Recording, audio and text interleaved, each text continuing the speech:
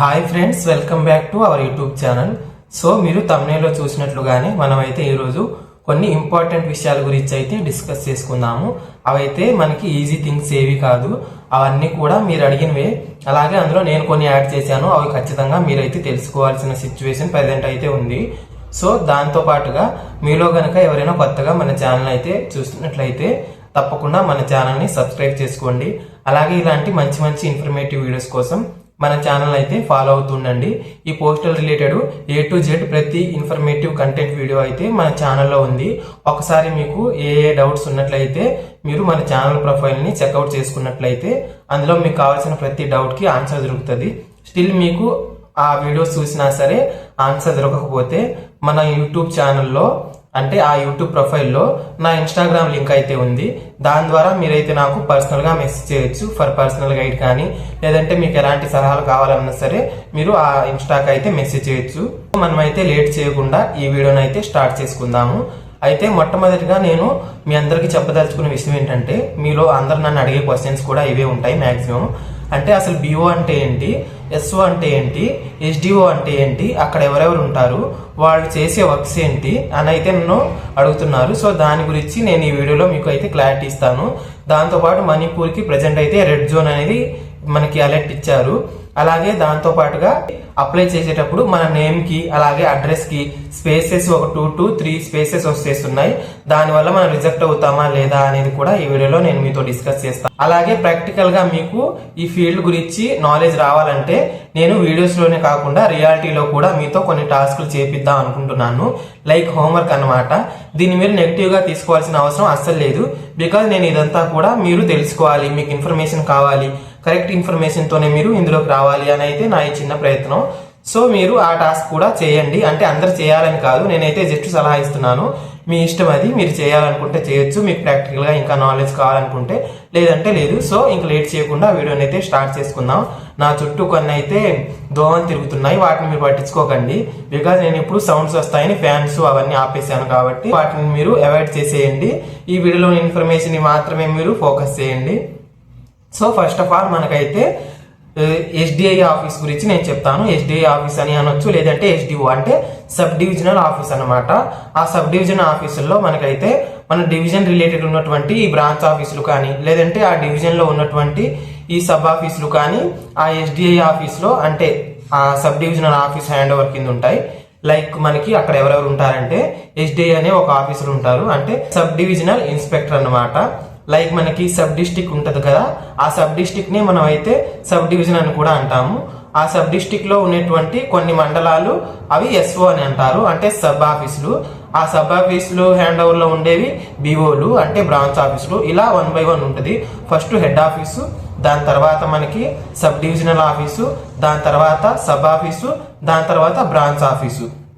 అయితే మనకి హెడ్ ఆఫీస్లో కొంతమంది అఫీషియల్స్ ఉంటారు. లైక్ మనకి పోస్ట్ మ్యాన్ కానీ, PA కానీ, దాంతోపాటుగా అందరు SDIస్లకి మీటింగ్స్ కానీ, అందరు MOలకి అంటే మెయిల్ ఓషియర్స్ వాళ్ళకి మీటింగ్స్ కానీ, అలాగే మనకి MTS multi tasking staffs GDS నుంచి ప్రమోషన్ తెచ్చుకుని వెళ్ళిన వాళ్ళందరూ కూడా మనకైతే హెడ్ ఆఫీస్లో ఉండడం జరుగుతుంది. హెడ్ ఆఫీసులు అనేవి డిస్టిక్కి ఒకటే ఉంటాయి. అలాగే సబ్ డివిజనల్ ఆఫీస్ అనేవి ఆ డిస్టిక్లో సబ్ డిస్టిక్స్గా లైక్ తాలూకా లాగా కొన్ని డివిజన్ ఆఫీసులు అవి ఉంటాయి. దాని తర్వాత ఒక్కొక్క మండలానికి మనకి ఒక్కొక్క సబ్ ఆఫీస్ ఉంటుంది. సో హెడ్ ఆఫీస్లో ఎవరెవరు ఉంటారు అనేది అయితే మీకు క్లారిటీ వచ్చిందని అనుకుంటున్నాను. నెక్స్ట్ అయితే sub divisional office. Sub division ఆఫీస్లో మనకి అక్కడ ఆ డివిజన్ నేమ్లోనే ఉంది సబ్ డివిజన్ అని. సబ్ డివిజన్ ఆఫీస్లో సబ్ డివిజన్ ఇన్స్పెక్టర్ ఉంటారు, SDI అనే ఆఫీసరు. దాంతోపాటుగా మెయిల్ ఓషియర్ ఉంటారు. ఆ మెయిల్ ఓషియర్ కూడా ఈ మండలంలో ఉన్నటువంటి ఈ బ్రాంచ్ ఆఫీస్ని చెక్ చేయడానికి, అలాగే వాళ్ళని మానిటైజ్ చేయడానికి ఆయన వర్క్ చేస్తారు. ఇంకొకటి ఏంటంటే అక్కడ మన సబ్ ఆఫీస్ అయినా సరే, అలాగే SDI ఆఫీస్ అయినా సరే అక్కడ SPM ఒకరు ఉంటారు, అంటే ఈ లెటర్స్ ఇవన్నీ డిస్పాచ్ చేయడానికి, మనకి ఆర్టికల్స్ వచ్చేవి అవన్నీ చేసి, అంటే సిస్టమ్ వర్క్ లో మనకి చేయడానికి మనకి సబ్ ఆఫీస్ లెవెల్లో ఒక ఆఫీసర్ ఉంటారు, అంటే ఆఫీసర్ కాదు ఒక ఎంప్లాయీ ఉంటారు. సో ఇది సబ్ ఆఫీస్ లో ఉంటారు అనమాట. ఈ సబ్ ఆఫీస్ లో మనకైతే డాక్ సేవకు ఉంటారు. ఆ సబ్ ఆఫీస్ కింద ఉన్నటువంటి బ్రాంచ్ ఆఫీస్ లో ఉన్న ప్రతి ఒక్క BPM ABPMలు అయితే ఈ సబ్ ఆఫీస్ లోకి వెళ్ళి రావాల్సి ఉంటది. ఈ SDI ఆఫీస్ కూడా నథింగ్ బట్ ఒక సబ్ ఆఫీసే, కాకపోతే అది కొంచెం టౌన్ లా ఉంటది కాబట్టి దాన్ని సబ్ డివిజన్ అంటారు, సబ్ డివిజనల్ ఆఫీస్ అని. సో అక్కడ కూడా మనకి ఆ సబ్ డివిజన్ పరిధిలో ఉన్నటువంటి బీపీఎంస్ ఏబిపిఎంస్ కూడా ఆ ఆఫీస్ లో ఉంటారు. నెక్స్ట్ మనకి సబ్ ఆఫీస్ లో ఎస్పీఎం ఉంటారు, దాంతో పాటుగా డాక్ సేవక్ ఉంటారు. ఇంకొకటి ఏంటంటే ఈ సబ్ ఆఫీస్ పరిధిలో ఉన్నటువంటి బ్రాంచ్ ఆఫీస్ లో ఉన్నటువంటి బీపీఎంలు ఏబిపిఎంలు వీళ్ళందరూ ఉంటారు. వీళ్ళందరూ ఉంటారంటే వీళ్ళందరూ అక్కడ వర్క్ చేయరు. అక్కడ వచ్చే లెటర్స్ కానీ అలాగే మనకు అక్కడ వచ్చే ఫైల్స్ కానీ అవన్నీ తీసుకోవడానికి అక్కడ వర్క్స్ చేసుకోవడానికి అయితే సబ్ ఆఫీస్కి వస్తారు. ఆ సబ్ ఆఫీస్కి వచ్చి అక్కడ మనకి మన బ్రాంచ్ ఆఫీస్కి లెటర్స్ అనేవి ఒక్కో బ్రాంచ్ కి డివైడ్ అవుతాయి అన్నమాట. అంటే మనకి సబ్ ఆఫీస్ నుంచి కానీ లేదా హెడ్ ఆఫీస్ నుంచి కానీ వాట్ ఎవర్ ఎక్కడి నుంచి అయినా సరే మనకి అన్ని లెటర్స్ మన సబ్ ఆఫీస్కి వస్తాయి, అంటే మండల్లో ఉన్న ఆఫీస్కి. అయితే ఆ మండల్లో ఉన్న ఆఫీస్ నుంచి అక్కడ ఉండేటువంటి మన ఎస్పీఎం అవన్నీ ఒక్కొక్క బ్రాంచ్ ఆఫీస్కి డిస్పాచ్ చేసేస్తారు. ఆ డిస్పాచ్ చేసినవి డాక్ సేవక్ మనకైతే ఒక్కో బ్రాంచ్ ఆఫీస్ ఉన్నటువంటి ర్యాక్స్ లో పెట్టేస్తారు. ఆ తర్వాత ఈ బీపీఎం ఏబిపిఎం వచ్చేసి మన బ్రాంచ్ ఆఫీస్కి సంబంధించినటువంటి లెటర్స్ ఆ ఫైల్స్ ఏమైనా ఉన్నట్లయితే సబ్ ఆఫీస్ నుంచి తీసుకొని వాళ్ళు మళ్ళీ బ్రాంచ్ ఆఫీస్కి వెళ్ళి అక్కడ ఫీల్డ్ లెవెల్లో వాళ్ళ వర్క్ అనేది చేసుకుంటారు. సో ఇదైతే ప్రాసెస్ అనమాట. అంటే హెడ్ ఆఫీస్లో ఏంటి ఎవరెవరు ఉంటారు, దాంతో పాటుగా మనకి సబ్ డివిజనల్ ఆఫీస్ లో ఎవరెవరు ఉంటారు అనేది, సబ్ ఆఫీస్ లో ఎవరెవరు ఉంటారు అక్కడ వర్క్ ఏంటి అనేది. దాని తర్వాత బ్రాంచ్ ఆఫీస్. ఇంక బ్రాంచ్ ఆఫీస్ అంటే మనం అక్కడ ఉన్న కస్టమర్స్ కి అకౌంట్స్ ఓపెనింగ్స్ కానీ, విత్డ్రావల్స్ కానీ, డిపాజిట్స్ కానీ, వాళ్ళకి స్కీమ్స్ కానీ, ఇన్సూరెన్స్లు కానీ, లెటర్స్ డెలివరీ కానీ ఇవన్నీ కూడా మనం బ్రాంచ్ ఆఫీసులు చేయాల్సి వస్తుంది. సో ఐ హోప్ మీకు ఈ సబ్ ఆఫీసులు అలాగే బ్రాంచ్ ఆఫీసులు దాంతో పాటుగా సబ్ డివిజనల్ ఆఫీస్ మీద క్లారిటీ వచ్చిందని అనుకుంటున్నాను. నెక్స్ట్ అయితే అప్లికేషన్ ప్రాసెస్ లో ఒక టాపిక్.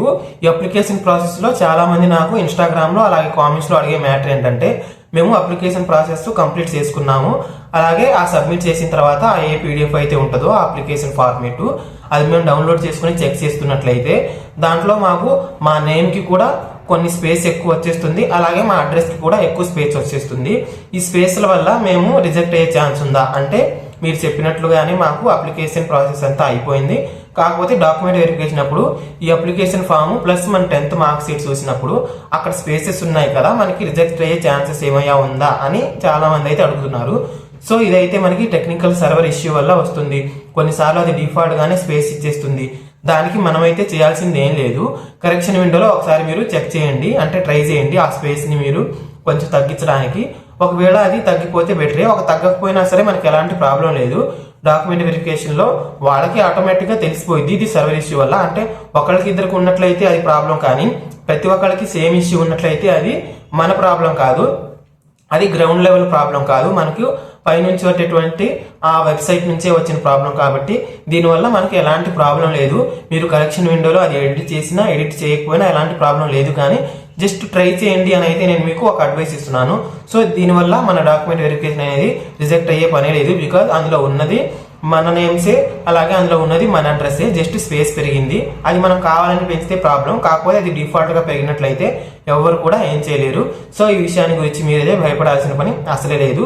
సో మీకు ఇది కూడా అర్థమైందని అనుకుంటున్నాను.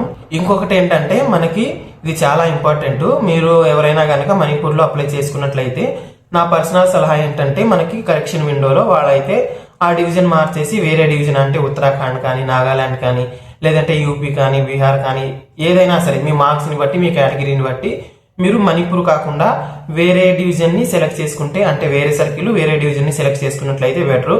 బికాజ్ అక్కడ అయితే ప్రెసెంట్ మనకైతే రెడ్ జోన్ ఇవ్వడం జరిగింది. ఎందుకంటే అక్కడ లోకల్ గా మన ఇష్యూస్ వస్తున్నాయి. లోకల్ గా ఇన్ ద సెన్స్ అక్కడ ఉన్నటువంటి కొంతమంది కేటగిరీ వాళ్ళకి కొన్ని ఇష్యూస్ అయ్యి వాళ్ళైతే చిన్న ఫైట్ లాంటిది, ఆ వాళ్ళ తెగల మధ్యనే కొన్ని గొడవలు అవడం జరుగుతుంది. ఆ గొడవలు జస్ట్ వాళ్ళకి మాటలు అనుకుని కామ్ అయిపోవడం వరకు అయితే పర్లేదు, బాగానే ఉంటది. కానీ అవైతే కొట్టుకోవడం, చంపుకోవడం, ఫైర్ బ్లాస్ట్లు చేయడం ఇక్కడ దాకా వచ్చింది. దానివల్లే మనకైతే గవర్నమెంట్ కూడా రెడ్ జోన్ గా ప్రకటించింది. సో నేను మీకు చెప్పేది ఏంటంటే, నేననే కాదు ఎవరైనా ఇదే చెప్తారు. బికాజ్ మనం ఈ జాబ్ కోసం, ఈ శాలరీస్ కోసం అక్కడ అప్లై చేయడమే ఒక ఎత్తు అయితే, అక్కడ ఇలాంటి భయంకరమైన సిచ్యువేషన్స్ ఉంటున్నాయి కాబట్టి అక్కడ అప్లై చేయకుండా వేరే దగ్గర అప్లై చేసుకుంటే బెటర్. ఈసారి కాకపోతే నెక్స్ట్ టైం వస్తుంది. లేదు మేము ఆల్రెడీ అప్లై చేసుకున్నాం అన్నట్లయితే మీరు ఆ డివిజన్ ని చేంజ్ చేసి వేరే డివిజన్ ని మీరు కరెక్షన్ విండోలో ఎడిట్ చేసుకొని నేను చెప్తాను. బికాజ్ మనం అక్కడికి వెళ్ళి, అంటే మనకి ఆ సిచ్యువేషన్ ఫేస్ అయిద్దా లేదా అని మనం చెప్పలేం, కాకపోతే మనం అక్కడే ఉంటాం కాబట్టి ఏదో ఒక సిచ్యువేషన్ లో మనకి కూడా హాని జరిగే, అంటే ఏదో ఒక సిచ్యువేషన్ లో మనకు కూడా హాని జరిగే సిచ్యువేషన్స్ వస్తాయి, ఆ కండిషన్స్ వస్తాయి. కాబట్టి అలాంటివి అవాయిడ్ చేయడమే బెటర్. బికాజ్ మనం ఈ జాబ్ లోనే మనకు ఈ టార్గెట్స్ లెవెల్స్ అవన్నీ చాలా స్ట్రెస్ ఉంటుంది. దాంతో పాటుగా ఎప్పుడేం జరిగిద్దో అని భయపడుతూ అక్కడ చేసే అంత అవసరం అయితే లేదు. ఈ రోజు కాకపోతే నెక్స్ట్ నోటిఫికేషన్ కైనా మనకు వేరే స్టేట్స్లో అయినా ఛాన్స్ ఉంటుంది, కానీ మనం ఎందుకు లైఫ్ని రిస్క్లో పెట్టాలి? సో మీరైతే చేంజ్ చేసుకోమని నేను సలహా. లేదు కాదు నాకు ఏం ప్రాబ్లం లేదు అని మీరు అనుకున్నట్లయితే it's your life, your choice, you can proceed. So నేను చెప్పదలుచుకుంది ఇదనమాట.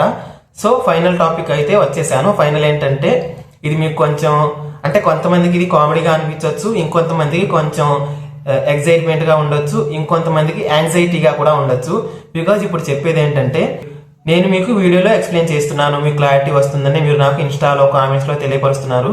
ఇదంతా మీరందరూ నన్ను సపోర్ట్ చేసే విధానమే అనమాట. మీ అందరి సపోర్ట్కి, మీ లవ్కి చాలా చాలా థ్యాంక్స్. రియల్లీ నాకు కొన్నిసార్లు అనిపిస్తుంది ఐ డిజర్వ్ దిస్ లవ్ అని, కానీ అది మీరు చూపిస్తున్నారు కాబట్టి రియల్లీ ఐ డిజర్వ్ ఇట్. నన్ను సపోర్ట్ చేస్తున్నందుకు మీ అందరికీ చాలా చాలా థ్యాంక్స్ చెప్తున్నాను. బికాజ్ నేనైతే ప్రీవియస్ వీడియోలో ఒక టెడ్డీ బేర్ని అయితే ఇంక్లూడ్ చేశాను. ఆ టెడ్డీ బేర్కి చాలా మంది అయితే ఏంటి అలాగా టెడ్డీని పెట్టామని అడుగుతున్నారు. యాక్చువల్గా నిన్నైతే నా చెకింగ్ అయిపోయాక నేను రూమ్ కీ అనేది నా సబ్ ఆఫీస్లో మర్చిపోయాను. రూమ్కి వచ్చి మళ్ళీ వెళ్ళి తీసుకొచ్చేసరికి కొంచెం లైట్ కొంచెం డౌన్ అయింది, దానివల్ల వీడియో అంత క్లారిటీగా రాదు. మనం డే టైంలో చేస్తేనే కొంచెం క్లారిటీగా రాదు, ఇంకా నైట్ అయితే కష్టం అని చెప్పి నేను నాకు తెలిసిన సిస్టర్ వాళ్ళ రూమ్కి వెళ్ళి వీడియో రికార్డ్ చేశాను. సో అక్కడ తన టెడ్డీ బేర్ ఉంది, తనైతే నీ వీడియోలో నా టాయ్ని కూడా ఇంక్లూడ్ చేయమని చెప్తే నేను జస్ట్ నా పక్కన స్పేస్ ఇచ్చాను, కానీ అది నాది కాదు, అది నా రూమ్ కూడా కాదు. కానీ మీరు ప్రతిదీ నా గురించి అబ్జర్వ్ చేస్తున్నారు. ఇంకొంతమంది అయితే నేను ప్రీవియస్ వ్లాగ్స్లో అంటే హీటర్ని స్టీల్ బకెట్లో పెట్టానని, బ్రో నువ్వైతే హీటర్ని స్టీల్ బకెట్లో పెట్టమాకు అని చెప్తున్నారు. సో నేను ఎలా ఫీల్ అవుతానంటే రియల్లీ మీకు నాకు నేను మీ ఫేస్ చూడలేదు, మీరు నన్ను చూస్తున్నారు, కానీ మీకు నాకు ఎలాంటి బ్లడ్ రిలేషన్ లేదు, అలాగే మనం ప్రీవియస్గా ఫ్రెండ్స్ కూడా కాదు, అలాగే మీరు నా క్లాస్మేట్స్ కాదు. అయినా సరే ఈ యూట్యూబ్ అనే ప్లాట్ఫామ్ ద్వారా మీరు నాకు ఎంతో దగ్గర అయ్యారు, ఇన్స్టా ద్వారా, యూట్యూబ్ ద్వారా. సో నిజంగా నేను మీ అందరికీ చాలా థ్యాంక్స్ చెప్తున్నాను, నన్ను ఇలాగే సపోర్ట్ చేస్తారని అనుకుంటున్నాను.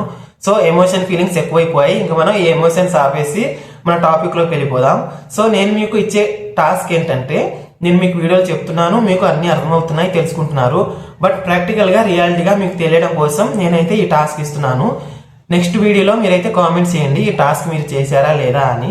అలాగే ఈ వీడియోలో కూడా మీరు చేసినట్లయితే కామెంట్ చేసేయచ్చు. ఆ టాస్క్ ఏంటంటే మీరైతే ఒక్కసారి మీ దగ్గరలో ఉన్నటువంటి బ్రాంచ్ ఆఫీస్, అంటే మన ప్రతి విలేజ్కి పోస్ట్ ఆఫీస్ ఉంటుంది. మీరు కనుక మండల్ లెవెల్లో టౌన్లో ఉన్నట్లయితే మీ టౌన్లో కూడా పోస్ట్ ఆఫీస్ ఉంటుంది, సబ్ ఆఫీసు లేదంటే సబ్ డివిజన్ ఆఫీసు. విలేజ్లో కూడా రూరల్ పోస్ట్ ఆఫీస్ ఉంటుంది. ఆ రూరల్ పోస్ట్ ఆఫీస్లో మీరు ఒకసారి వెళ్ళినట్లయితే అక్కడ మనకి ఏబిపిఎం కానీ బీపీఎం కానీ ఉంటారు. మీరు వాళ్ళతో కొంచెం ఇంటరాక్ట్ అవ్వండి. అంటే బ్రో నేను కూడా ఫలానా స్టేట్కి అప్లై చేశాను, నేను కూడా జీడీఎస్ జాబ్కి వెళ్దాం అనుకుంటున్నాను, అయితే మీరు రియాలిటీలో మీ ఎక్స్పీరియన్స్ ఏంటి, మీరు నాకు ఏమైనా సలహాలు ఇవ్వండి, నేను జస్ట్ తెలుసుకోవడానికి వచ్చాను మీ దగ్గర, మీరు ఇందులో వర్క్ చేస్తున్నారు కదా, నాకైతే దీని గురించి ఎక్స్ప్లెయిన్ చేయండి. అంటే మనకి ప్రాక్టికల్ లైఫ్లో ఎలా ఉంటుంది, శాలరీ మనకు సరిపోయిద్దా లేదా, మేనేజ్ చేసుకోవచ్చా లేదా, మనకి టార్గెట్ విషయంలో ప్రెజర్ ఎలా ఉంటుంది, వర్క్ ఎలా చేసుకోవాలి, ఏ వర్క్స్ ఉంటాయి, ఎలా ఉంటాయి, మన కమ్యూనికేషన్ స్కిల్స్, మన ఫీల్డ్ వర్క్లో పీపుల్స్తో ఎలా ఇంటరాక్ట్ అవ్వాలి. మీరు ప్రతిదీ వాళ్ళతో మాట్లాడినట్లయితే వాళ్ళు ఖచ్చితంగా మీకు ఎక్స్ప్లెయిన్ చేస్తారు మీరు ఎందుకు వచ్చారు, ఎందుకు అడిగారు అని. అయితే ఏ బీపీఎం ఏ ఏబిపిఎం కూడా మనకైతే చెప్పరు, బికాజ్ వాళ్ళు కూడా మనలాగే ఒకప్పుడు 10th క్లాస్ చేసే ఎంతో కష్టపడే ఇందులోకి వచ్చి ఇంత మెంటల్లీ ప్రెజర్ అవుతున్నారు. సో మీరు వెళ్ళి నేను అప్లై చేశాను నాకు సలహా కావాలి అని అడిగినట్లయితే వాళ్ళు హ్యాపీగా ఫీల్ అయ్యి మీతో ప్రతిదీ షేర్ చేసుకుంటారు. ఇలా ఉంటుంది, ఇలా ఉంటుంది, మన టార్గెట్స్ ఇలా ఉంటాయి, అలాగే మనం ఇలా మేనేజ్ చేసుకోవాలి, కమ్యూనికేషన్ స్కిల్స్ ఇలా పెంచుకోవాలి, మన ఆఫీసర్స్ నుంచి టార్గెట్ ప్రెజర్ వచ్చినప్పుడు ఇలా హ్యాండిల్ చేసుకోవాలి, అలాగే ఈ వర్క్ని ఇలా మేనేజ్ చేసుకోవాలి, ఏదైనా ప్రాబ్లం వచ్చినప్పుడు ఇలా డీల్ చేసుకోవాలి అని అయితే వాళ్ళు మీతో బాగా ఇంటరాక్ట్ అయ్యి చెప్తారు. అంటే నేను చెప్తున్నాను ఇట్స్ ఫైన్, కాకపోతే మీకు ఫేస్ టు ఫేస్ జరిగేది ఇంకొంచెం మీకు ఎఫెక్టివ్గా ఉంటుంది కాబట్టి మీ మంచి కోరి చెప్తున్నాను. లేదు నాకు పాసిబుల్ అవ్వదు, నాకు ఇంట్రెస్ట్ లేదు, నాకు ఈ వీడియోస్ ద్వారానే క్లారిటీ వచ్చేసింది అని మీరు అనుకున్నట్లయితే నో ప్రాబ్లం. లేదు నాకు ఇంకా ఇన్ఫర్మేషన్ కావాలి, రియాలిటీలో ప్రాక్టికల్గా ఫేస్ టు ఫేస్ నాకు ఇంటరాక్షన్ కావాలి అనుకున్నట్లయితే మీకు దగ్గరలో ఉన్నటువంటి పోస్ట్ ఆఫీస్కి వెళ్ళి మీరు ఈ టాస్క్ చేసి మీరు డే మొత్తం అక్కడ ఉండి నుంచొని చూసినా వాళ్ళు మిమ్మల్ని ఏమీ అనరు, బికాజ్ ఇది గవర్నమెంట్ ఆఫీసు, మనల్ని ఎవరు కూడా బయటకు వెళ్ళిపో అని అయితే చెప్పరు.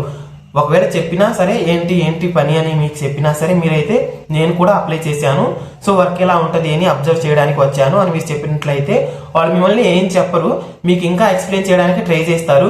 సో ఈ విధంగా మీరు ట్రై చేసి ప్రాక్టికల్గా ఈ వర్క్ ఎలా ఉంటుంది ఏంటి అనేది కూడా మీరు ఎక్స్పీరియన్స్ అవ్వండి.